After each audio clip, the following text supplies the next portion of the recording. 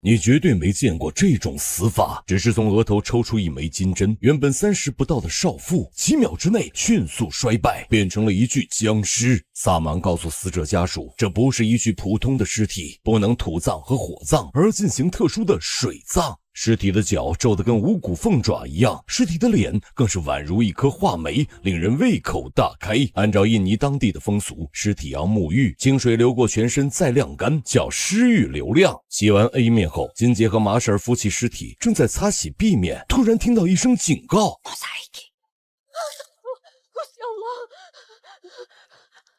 5天前，金姐听说母亲梅姨病危，专程坐长途车连夜赶回老家马家屯。一进门，她就发现现年70岁的梅姨，手指光滑细嫩，皮肤紧致 Q 弹，看上去还是少妇的模样。金姐让女儿小美上前打招呼，手刚伸过去，梅姨突然死死抓住小美，怎么都不肯放手。马婶赶紧上前安抚，好不容易让梅姨平静下来。小学2年级的阿毛提出疑问，为什么70岁的外婆看着比30多的金姐还年轻？其实金姐也很纳闷，她和弟弟当初被莫名其妙赶出家门，这些年来一直没见过梅姨，但弟弟的心思不在母亲身上，因为他借了4000万欠条，债主称其为千条哥，威胁再不还钱就要他的命，所以千条哥借着回来探病，实际上是想偷点值钱的东西。他在衣柜里找到房契、一叠钞票以及一个诡异的面具，这个面具恰恰是梅姨青春不老的原因。到了周4一早，阿毛吵吵着玩具车不见了，要姐姐帮忙寻找。小梅隐约听到声响从外婆卧室传来，便壮着胆儿来到床边，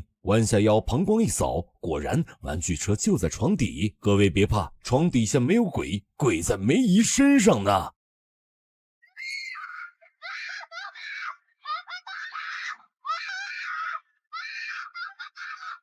众人听到呼救，夺门而入，七手八脚将梅姨抬到床上，直到马婶放下黑胶唱片，音乐声响起，梅姨这才停止颤抖。难道这就是传说中的抖音？线条哥刚开口喊妈，下一秒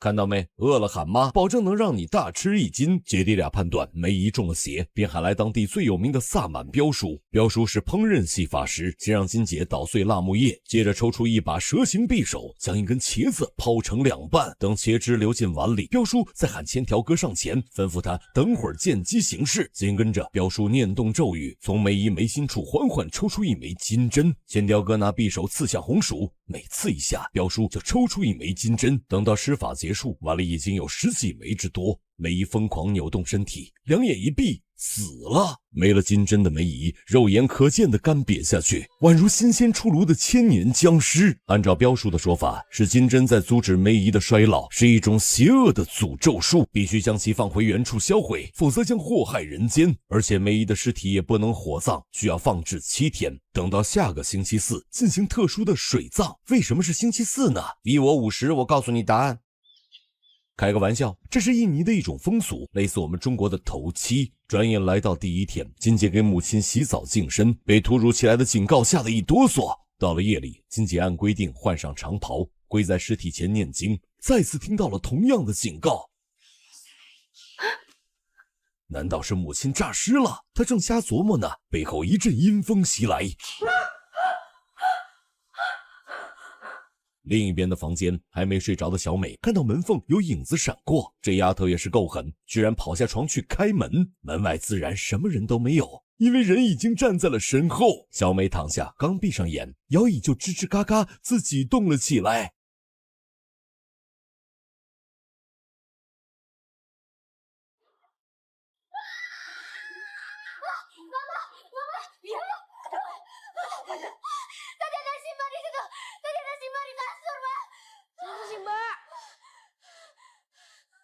有惊无险的到了第2天，阿毛拿着小美手机开直播，这熊孩子来到书房，躲进衣柜躲猫猫。要知道，这可是恐怖片里阿飘最爱的地方。Honey，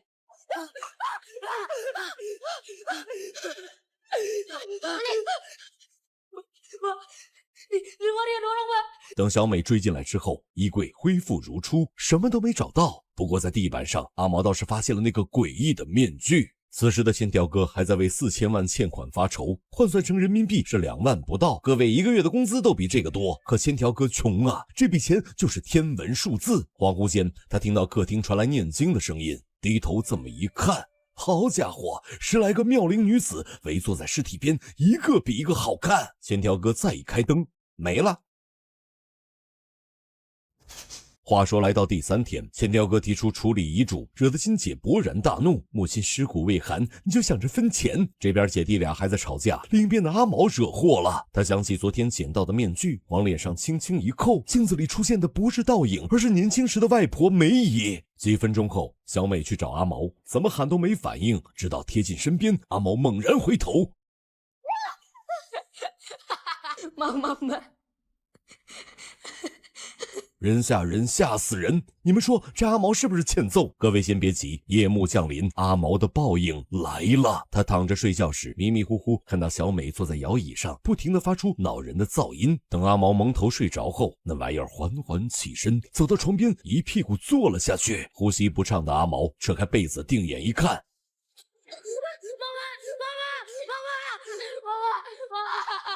阿毛屁滚尿流跑出去告状，说姐姐扮鬼脸吓他。被吵醒的小美一脸无辜，表示自己什么都没做，刚才一直在睡觉啊。瞥见遗落的面具，金姐大概猜到了缘由，她安慰阿毛，明天就去买车票，老宅子闹鬼，不能待了。问题是到了第4天，金姐从马婶口中得知，印尼没有12306，不能网上买票，她要去城里线下买票，还得靠马婶带路，来回要1天的时间。闻听此言，千条哥拍着胸脯保证，姐你放心去啊，我肯定照顾好外甥女儿。岂料金姐前脚刚走，千条哥就趁着孩子们打瞌睡，跑去找技师耍朋友。千条哥搂着小蛮腰进屋，屋内粉红灯光一片，和当年的温州洗头房差不多。一觉睡醒，他发现自己浑身赤裸，哪有什么洗头房，四周都是乱葬岗。我看他是坟头找对象，8成是日了鬼了。与此同时，小美和阿毛就可怜喽，闹鬼的大宅子里没有大人，他俩不敢进屋，只好坐在阶梯上等着。实在憋不住了，小美拉着阿毛去上大号，听姐姐在里面半天没动静，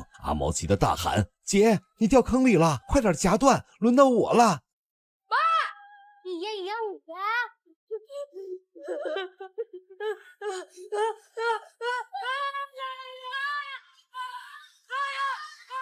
俩人唬得汗毛倒竖，撒丫子跑出2里地，迎头撞见了回来的金姐。金姐听孩子们说梅姨复活了，相信将姨回去检查，发现尸体安静的躺着，一点都不带喘气儿的。一直到第5天清晨，千条哥浑浑噩噩回到家，金姐劈头盖脸一顿骂，你怎么当舅舅的？你等着，等今年正月我带着阿毛去剃头，弄死你个没良心的！千条哥被骂得不敢说话，拿着买的玩具去找阿毛和小美。要说这人吧，好色贪财是真的，可对俩外甥也是真心实意的。中国不是有句古话吗？爹亲娘亲不如舅舅亲。这么一折腾，又到了夜里，金姐凌晨睁开眼，发现小美不在身边。门外的场景可把金姐吓坏了，一群戴着面具的女人，里面还有小美，她们举着手围坐在尸体旁，不停地重复着3个字：不要违背契约，不要违背契约。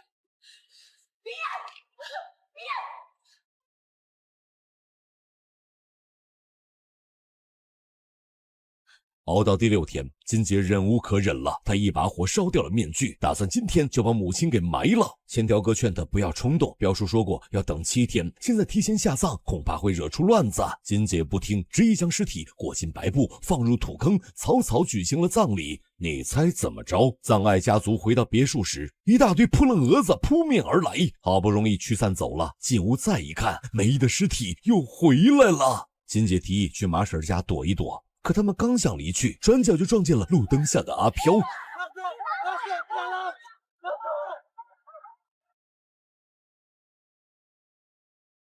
他们打死不敢进屋躺着睡，干脆在沙发上凑合一宿。千条哥眼皮刚合上，就感觉到一股恶臭的香味扑鼻而来。那一刻，千条哥睡意全无，他疯了似的逃到屋外，却被阿飘前后夹击，显然是无路可逃了。莫非老子今晚就要交代了？他还没来得及尿裤子，阿飘轻轻一挥手，千条哥凌空飞起，甩进水池，晕死过去。时间终于来到了第7天，千条哥从水里爬起身，完全忘了昨晚发生的事儿。彪叔如约抵达，带领众人来到马家屯附近的一处溶洞。姐弟俩系好裹尸布上的绳索，在彪叔的监督下，将尸体缓缓推进水里。随着经文念诵的结束，这场噩梦可算是结束了吗？看进度条就知道，当然没有啦！轰隆作响的雷雨天，闪电劈得金姐心神不宁。她收拾行李时发现，本该烧成灰的面具依然完好无损，这是怎么回事？鬼使神差中，她戴上面具，刹那间穿越到了1987年。当时的印尼还很穷，梅姨更穷，不仅穷得买不起奶粉，还没有奶水。出生不足月的孩子饿得嗷嗷哭，她实在没辙了，就把孩子当成了祭品。具体做法如下：将孩子放到祭台上，用锤子猛击钢钉，戳穿心脏后，便能和恶魔进行交易，保佑他以后的生活可以富足美满。作为交易凭证，恶魔选择了钉钉打卡，将10几枚48K 金的钉子打入眉心。那么代价是什么呢？就是等梅姨再次生下金姐和千条哥，要用他俩的命来继续献祭。所以等到上初中时，梅姨就把姐弟俩扫地出门，用这种近乎绝情的方式保护了他俩的性命。这也是为什么梅姨死后化作地缚灵，一直警告他俩快走。直到此时，面对面隔着一面镜子，梅姨对金姐说出了全部真相。Balekno susu ke ibu nang panggone ibu njupuk susu. Jurndang, remukan topeng kuwi. Cepet lunga saka kono. Aja nganti bali mrono meneh. Aja telat. Sadurunge 7 dino. 可惜他说的有点晚了。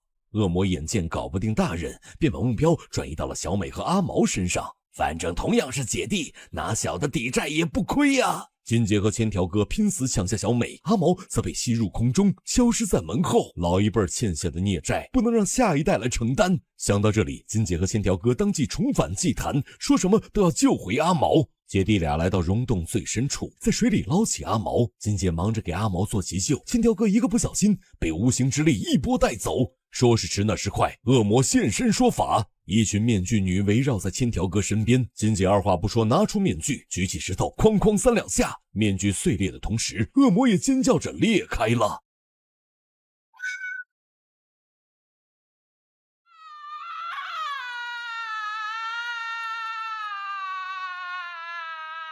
千条哥见状开心极了，这下有救了。然后搞了半天，这恶魔是伏地魔，专杀家里的男丁啊！直到最后，金姐也没捞回弟弟，千条哥永远沉没在水底，成为母亲梅姨交易的筹码。这部印尼的新作7天之前想要传达的，就是茨威格在《断头皇后》里写下的那句名言。当时他还很年轻，不知道所有命运的馈赠都已经暗中标好了价格。如果屏幕前的你也和梅姨一样风华正茂，也在和恶魔进行肉体或灵魂的交易，听叔一句劝，收手吧，年轻人，交易背后的价格没人可以承受得起。今天的故事就先说到这儿。如果你觉得有些许感悟收获，有些许放松快乐，还请点赞、收藏、加个关注，支持一下。我们下期视频不见不散。